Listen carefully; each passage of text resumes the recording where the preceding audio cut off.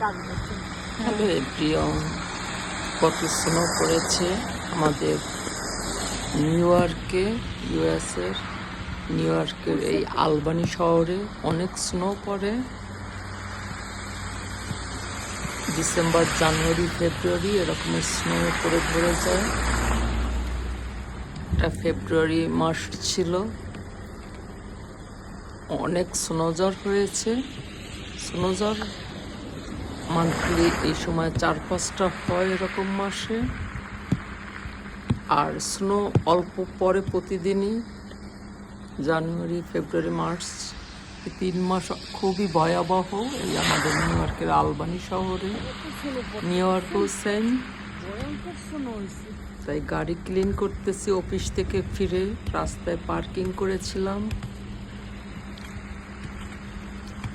অনেক difficult, minus temperature, কিন্তু ঘরে ফিরতে হবে পরের দিন কাজ। অনেক কষ্ট করে স্নো ক্লিন করতেছি। আসলে মনে হয় যেন অনেক সুন্দর, ইজি। আসলে লাইফ ইজি না, মাইনাস টেম্পারেচার আর ক্লিন করা অনেক কষ্ট। সামনে একটু ফালাই দিলে ভালো হতো না? ঠান্ডা, উঁচুতে তো দেখবেন না কিছু। এই 2-3 মাস থাকে, এই হলো কথা। ফালাই না আর দিলে তো 2-3 মাস দেখবেন না। শীত থাকে, 2-3 মাস স্নো। এভাবে নিউ ইয়র্কের লাইফ স্টাইল দীর্ঘ 6-7 মান্থ এরকম মাইনাস টেম্পারেচার থাকে, তারপর চলে যায়। আমি গাড়ির ব্যাক সাইডটা ক্লিন করতেছি।